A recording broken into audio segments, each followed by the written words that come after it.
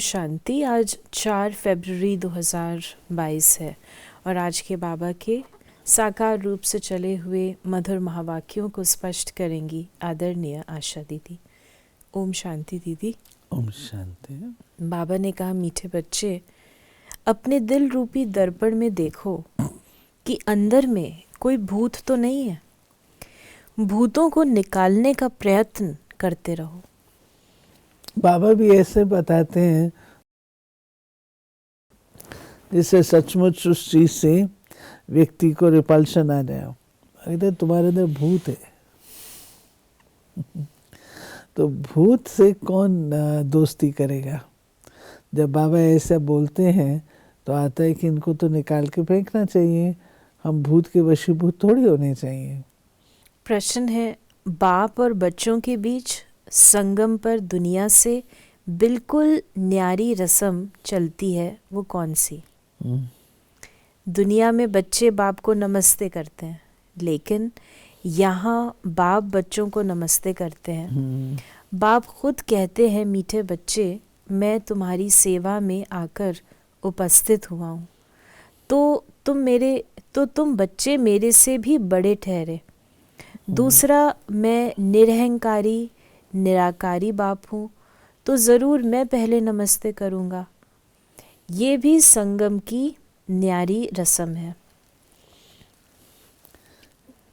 ये बाबा जैसे मालिकम सलाम होता है ना, सलाम मालिकम मालिकम सलाम, तो बाबा अपने बच्चों को मालिक के रूप से देखते हैं। बाबा अपने बच्चों को अपने से भी बड़े रूप में देखते हैं, इसलिए निरंकारिता की भी निशानी है। तो बाबा बच्चों को नमस्ते करते हैं। आने से पहले पहले बाप बच्चों से नमस्ते करे या बच्चे बाप को नमस्ते करे? तो बच्चों ने कहा बच्चे बाप को नमस्ते करें। बाबा ने कहा नहीं, पहले बाप को नमस्ते करना पड़े। संगम युग की रस्म रिवाज ही सबसे न्यारी है। बाप खुद कहते हैं, मैं सभी का बाप तुम्हारी सेवा में आकर उपस्थित हुआ हूँ, तो ज़रूर बच्चे बड़े ठहरे ना। दुनिया में तो बच्चे बाप को नमस्ते करते हैं, यहाँ बाप बच्चों को नमस्ते करते हैं। बाबा ने कहा कि तुम बहुत सिकी लदे बच्चे हो, इसलिए कहते हैं, मीठे बच्चे, तुम थक गए हो। द्रौपदी के पांव दबाए तो सर्वेंट हुआ ना। वंदे मातरम किसने उच्चारा है? बाप ने। बच्चे समझते हैं बाप आया हुआ है सारी दुनिया, सारी सृष्टि की बेहद की सेवा पर। सृष्टि पर कितना किचड़ा है, ये है नर्क, तो बाप को आना पड़ता है नर्क को स्वर्ग बनाने। बहुत दिल से आते हैं, जानते हैं मुझे बच्चों की सेवा में आना है। बाबा ने कहा कि कल्प कल्प सेवा पर उपस्थित हुए हैं, यहाँ बैठे सभी की सेवा हो जाती है। ऐसे नहीं कि सभी के पास जाना होगा। सारी सृष्टि का कल्याणकारी दाता तो एक है ना, उनकी भेंट में मनुष्य कोई सेवा कर न सके, उनकी है बेहद की सेवा। बाबा ने इस यहाँ पर कहा कि कैसे बाबा बच्चों की सेवा पर उपस्थित होता है, क्योंकि हमेशा पिता अपने लिए कुछ नहीं करता है। मात पिता ये संबंध ऐसे हैं जो अपने लिए नहीं करते हैं। जो कुछ है वो अपने बच्चों के लिए करते हैं। तो एक रीति से देखा जाए तो शिव बाबा बच्चों पे पूर्ण रूप से समर्पित हो जाता है। बच्चों की पढ़ाई, पालना, उनके संस्कार, उनकी आगे की प्रगति, उनको कैसे ऊंचा उठाना है, बच्चा बीमार पड़ता है तो उसका इलाज करना है, ये सब चीज़ें बाबा देखते हैं पूर्ण रूप से। तब बाबा ने जो शुरू में कहा कि संगम की रस्म रिवाज न्यारी हैं। यहाँ पे बाप जो है वो बच्चों को नमस्ते करते हैं। फिर बीच में मुरली के गीत बजा है, जाग सजनिया जाग। कितना अच्छा गीत है। नवयुग पर भी समझाना चाहिए, युग भी भारतवासियों के लिए ही है। भारतवासियों से फिर वो सुनते हैं कि सतयुग त्रेता होकर गए हैं, क्योंकि वो आते ही द्वापर में है। तो औरों से सुनते हैं कि भारत प्राचीन खंड था, उसमें देवताएं राज्य करते थे। आदि सनातन देवी देवता धर्म था, जो अभी नहीं है। गीता है देवी देवता धर्म का माई बाप। फिर बाबा ने कहा कि कभी भी श्री कृष्ण यज्ञ नहीं गाया जाता। श्री कृष्ण यज्ञ नहीं गाया जाता, रुद्र ज्ञान यज्ञ ही गाया जाता है। उनसे ही विनाश ज्वाला प्रज्वलित हुई, सो तो बराबर देख रहे हो। ये जो बाबा ने कहा विनाश ज्वाला प्रज्वलित होना, ये विनाश ज्वाला का प्रज्वलित होना है पुरानी आसुरी सृष्टि के संहार के लिए। और दूसरी ओर ये भी क्यों शुरू हुई? श्री कृष्ण के समय पर तो कोई यज्ञ करने की जरूरत नहीं थी। क्यों? सब कुछ अवेलेबल था, किसी चीज की अप्राप्ति नहीं थी। यज्ञ किए जाते हैं कुछ प्राप्त करने के लिए। तो श्री कृष्ण के टाइम पर तो कुछ भी नहीं था अप्राप्त, सब कुछ अवेलेबल था। तो यज्ञ क्यों होगा? इसलिए उसका वो नाम से यज्ञ का चलता भी नहीं। श्री कृष्ण यज्ञ नहीं चल सकता। रुद्र ज्ञान यज्ञ है।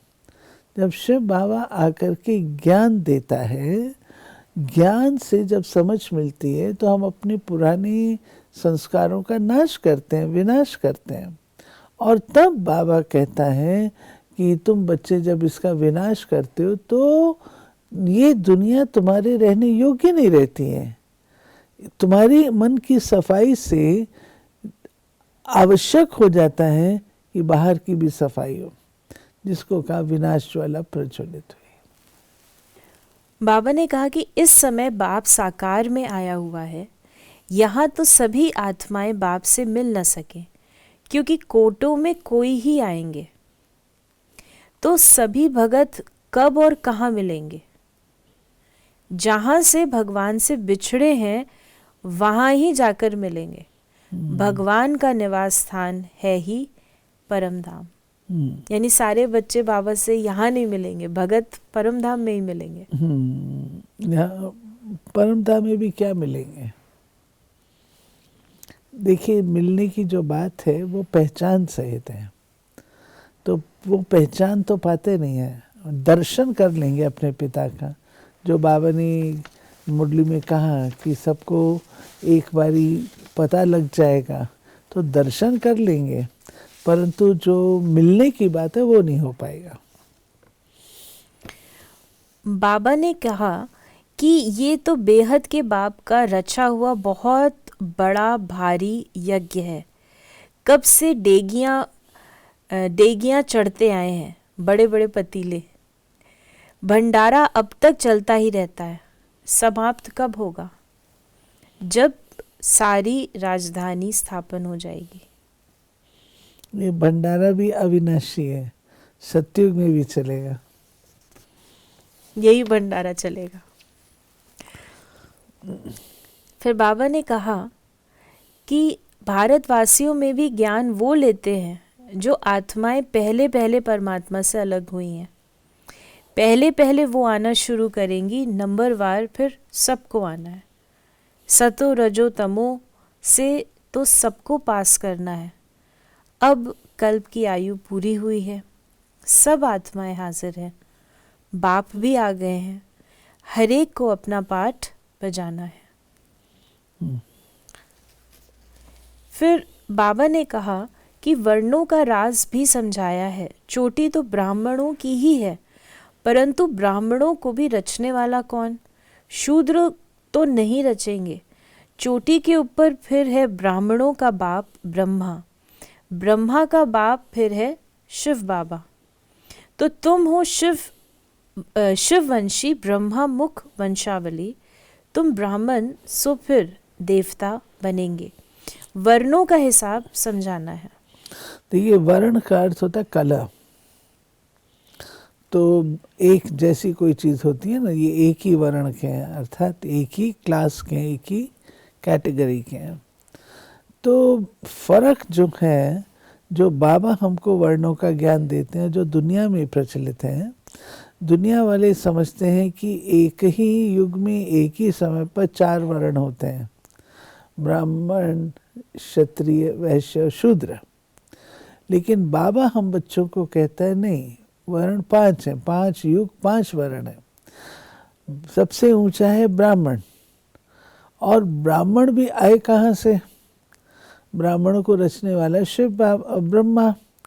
ब्रह्मा को भी कहाँ से ज्ञान मिला? शिव बाबा से। तो शिव बाबा ब्रह्मा के द्वारा ब्राह्मणों की रचना रचते हैं, अर्थात मुख वंशावली। वे फिर देवी देवता बनते हैं और इस प्रकार से आगे चल करके फिर वो धीरे धीरे क्षत्रिय, युद्ध के संस्कार वाले, वैश्य, बराबरी का सौदा करने वाले, तुम ये दो तो ये रिटर्न में मिले, और जो शूद्र हैं वो औरों को एक्सप्लॉइट करने वाले।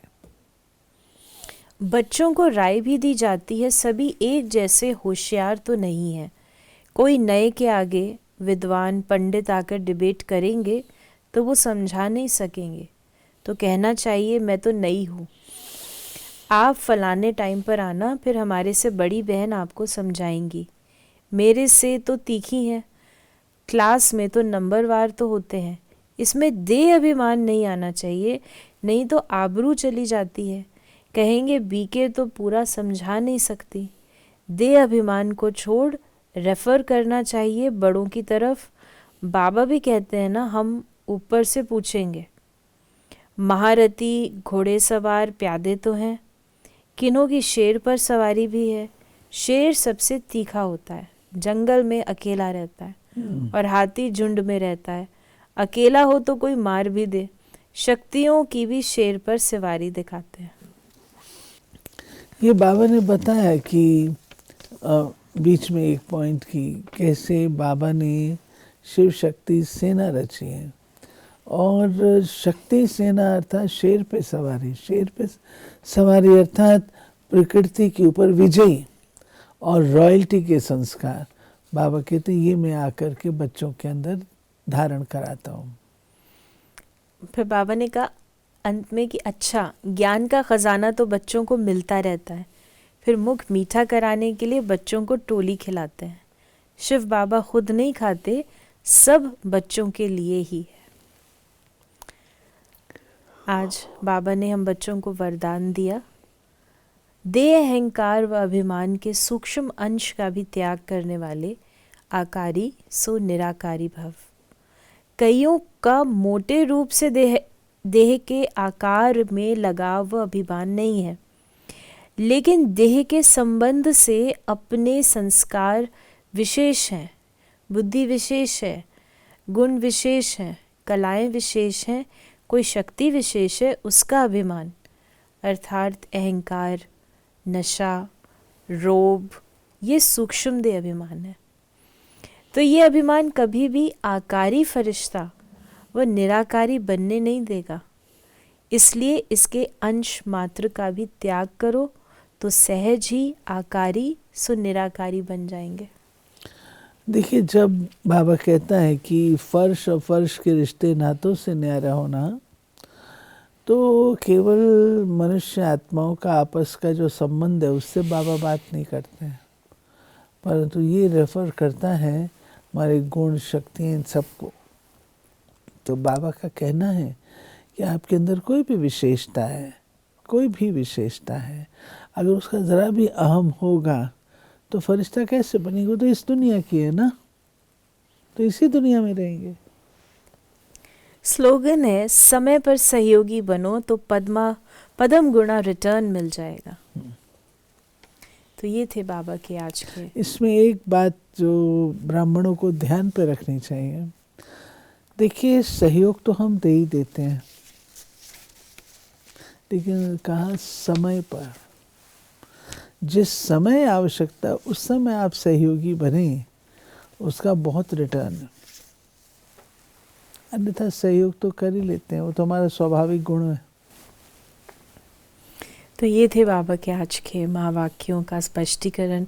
यदि आपके मन में कोई भी सवाल है तो आप मैसेज करें या व्हाट्सएप पर मैसेज करें 8826599309 पर, और हम आपके प्रश्नों का उत्तर प्रश्नोत्तरी कार्यक्रम में देने का प्रयास अवश्य करेंगे।